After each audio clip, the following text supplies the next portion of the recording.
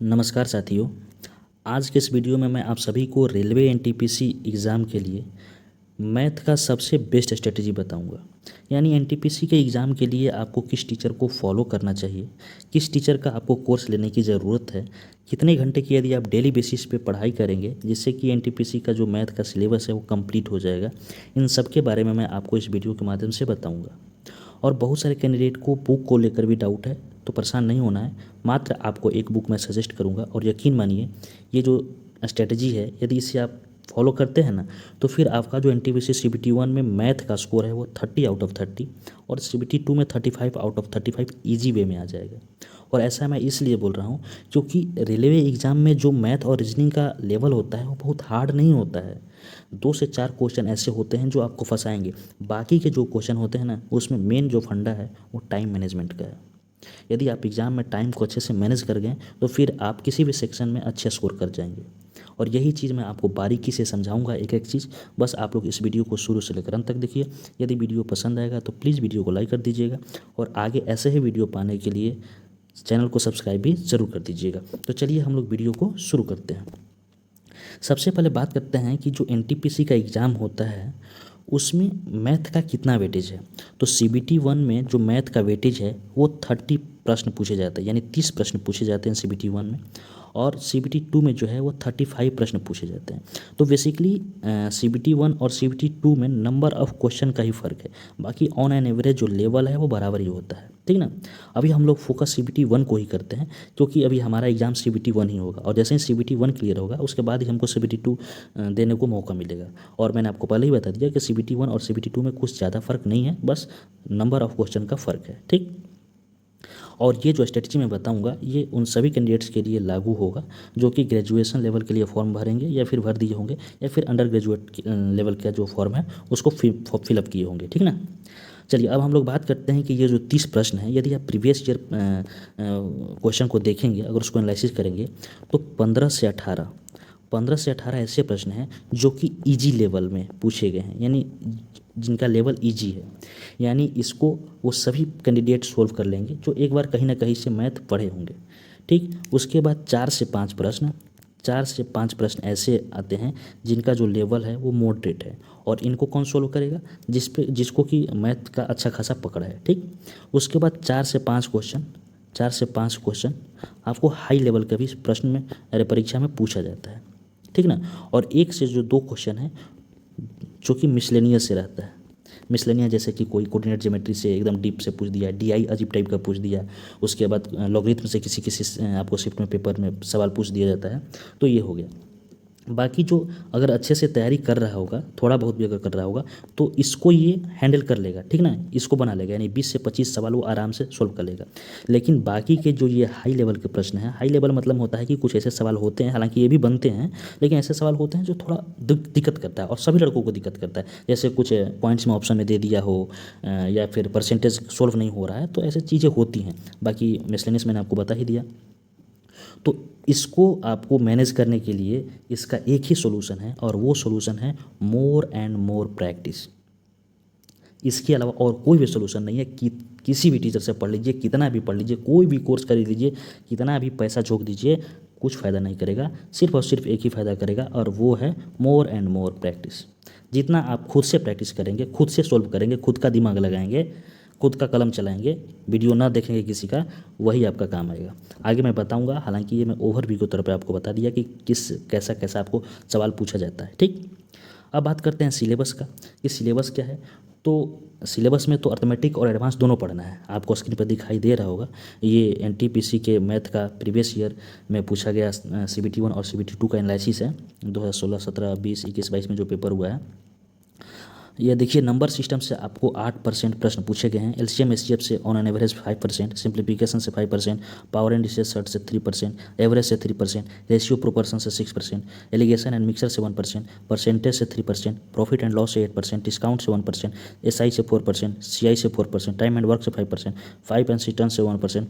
उसके बाद time and distance का बात किया जाए तो उससे आपको पूछा गया 6%, बोट एंड स्ट्रीम से 0%। 0% कहने का मतलब है कि किसी किसी शिफ्ट में रेयर है कि 1-2 सवाल पूछ दिया हो।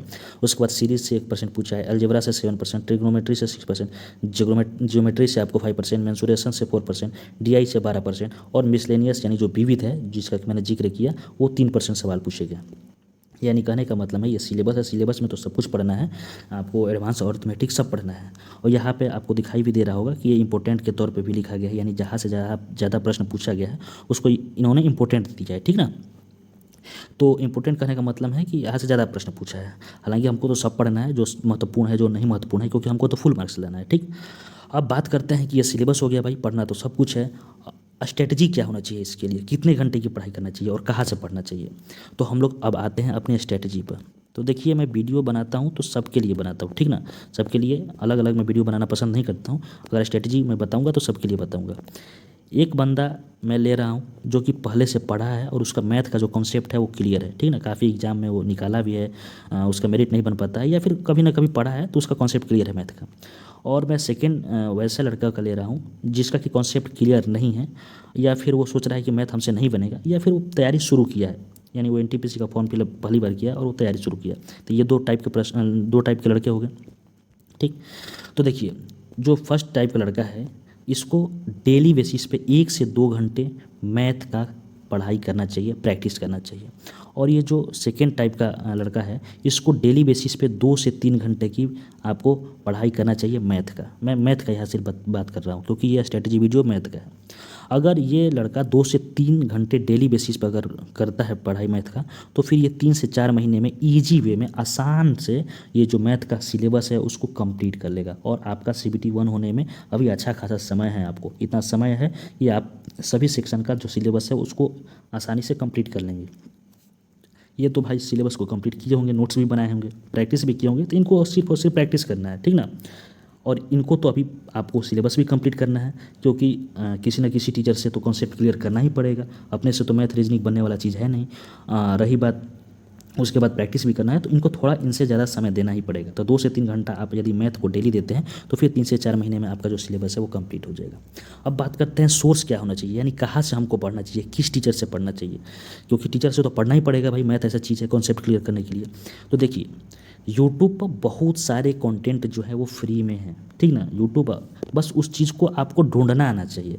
जैसे कि एग्जांपल के तौर पे मैं बहुत सारा यहाँ पे आपको स्क्रीनशॉट लिया हूँ। अभी फ़िलहाल में साहिल सर द्वारा ये चलाया जा रहा है रेलवे के लिए। पिछली बार ये NTPC सफलता बैच चलाया गया था इनके द्वारा, जिसको कि मैंने सजेस्ट किया था स्ट्रेटजी वाले वीडियो में। ये MD क्लासेस द्वारा आपका NTPC का चल रहा है बैच। ये राहुल सर का काफ़ी अच्छे टीचर हैं। उसके बाद ये आपको मालवीय क्लासेस का, और भी बहुत सारे ऐसे चैनल हैं, मैं सबका नहीं ले पाया हूँ, इतना जितना कवर हो पाया मैंने लिया।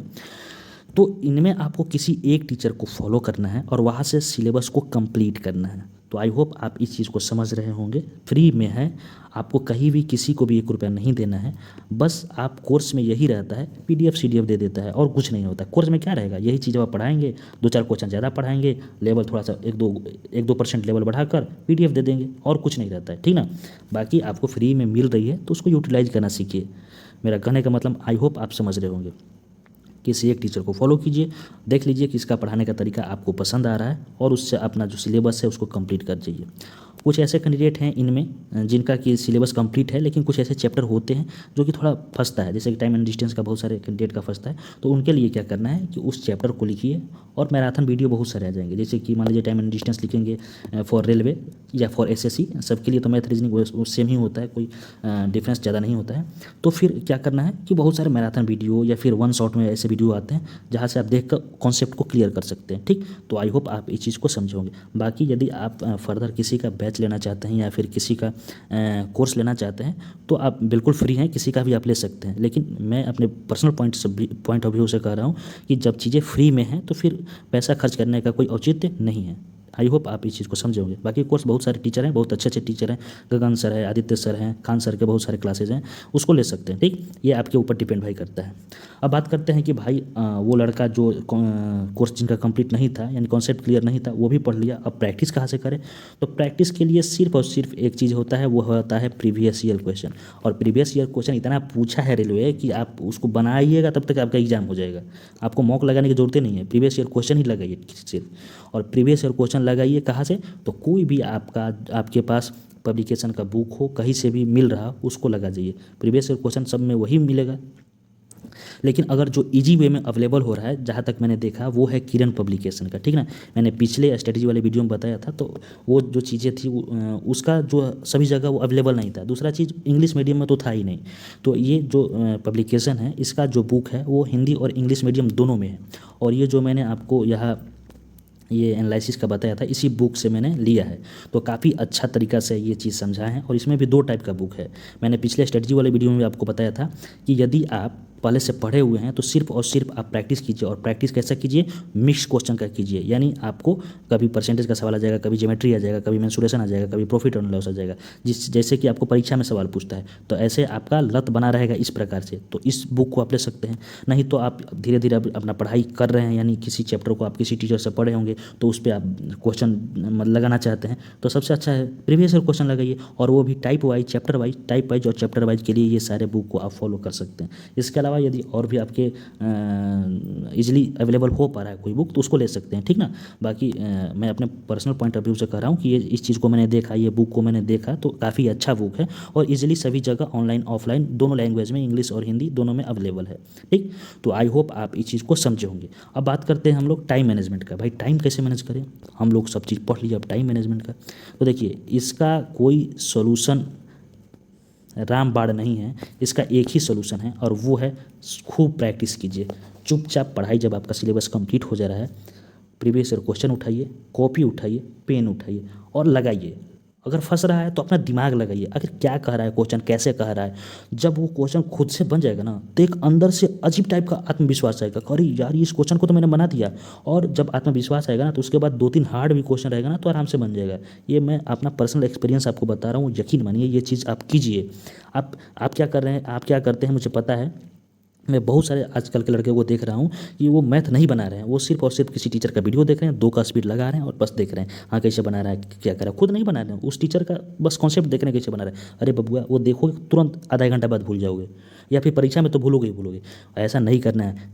चुपचाप प्रीवियस ईयर क्वेश्चन को खुद से लगाना है। अगर नहीं बन रहा है तो बगल वाले भैया से पूछिए, अपने सीनियर से पूछिए, किसी न किसी लोग से पूछिए। हमारे टेलीग्राम चैनल है, वहाँ पे आप वो भेज दीजिए सोल्व करने के लिए। मैं हूँ, बहुत सारे लड़के हैं, सोल्व करके आपको बता देंगे। लेकिन खुद से मेहनत करना है। जब खुद से मेहनत करना सीख जाएंगे, मेहनत करेंगे मैथ पे, तो यकीन मानिए आपका जो है वो कॉन्सेप्ट क्लियर हो जाएगा और फुल मार्क्स आपका आ जाएगा। 30 में 30 लाना बहुत बड़ी बात नहीं है। और जो मिसलेनियस टाइप है, जिसको मैंने बताया 1-2 प्रश्न, उसके लिए घबराना नहीं है। जब आप इन सभी बुक से आप जब प्रैक्टिस करेंगे प्रीवियस ईयर क्वेश्चन का, तो वैसे सारे आपको टाइप आ जाएंगे, वहाँ से भी आप इसको क्लियर कर सकते हैं। तो आई होप आप इस चीज़ को समझे होंगे। मैंने बुक बता दिया दोनों लैंग्वेज में। लैंग्वेज को लेकर काफ़ी परेशान था, बहुत सारे लड़के कमेंट कर रहे थे सर इंग्लिश में बताइए, तो ये सारे बुक इंग्लिश में भी है। मैंने आपको बता दिया सोर्स की कहाँ से पढ़ना है, वहाँ से आप पढ़ सकते हैं। कोई भी टीचर आपको पसंद आ रहा है, एक टीचर को फॉलो कीजिए, अपना सिलेबस को कंप्लीट कीजिए। डेली बेसिस पे आपको कितना घंटा पढ़ना है ये भी मैंने बता दिया, सिलेबस भी बता दिया, साथ ही साथ कैसे किस लेवल का सवाल पूछता है ये भी बता दिया। सब चीज़ मैंने आपको आई होप बता दिया। तो और भी अगर आपके मन में कोई भी डाउट है प्लीज़ पूछिएगा, उसका जवाब मैं कमेंट के माध्यम से देने का कोशिश करूँगा, नहीं तो उस पर फर्दर कोई वीडियो बनाऊँगा। मिलते हैं नेक्स्ट वीडियो में, तब तक के लिए जय हिंद। टाइम मैनेजमेंट को लेकर आपको परेशान नहीं होना है। किसी भी सवाल को यदि आप खुद से बनाएंगे ना, तो यदि आप उस सवाल को पहले 2 मिनट में बना रहे थे, तो यदि आप उस टाइप के बहुत सारे सवाल को सोल्व कर लेंगे ना, तो फिर वही सवाल आप उससे कम समय में बनाने लगेंगे। यानी कहने का मतलब है, खुद से जितना प्रैक्टिस करेंगे, जितनी ज़्यादा संख्या में क्वेश्चन को आप सोल्व करेंगे, उतना ही आपका जो टाइम मैनेजमेंट है वो अच्छा होता जाएगा, ठीक ना। इसलिए सिर्फ एक सोल्यूशन है, ज़्यादा से ज़्यादा प्रैक्टिस कीजिए। ज़्यादा प्रैक्टिस करेंगे, खुद से बनाएंगे, खुद से कॉन्सेप्ट आपका क्लियर जब होगा, तो जो टाइम मैनेजमेंट है वो सही हो जाएगा और आप जो निर्धारित समय है उसके अंदर ही सारे सवालों को सोल्व कर लेंगे।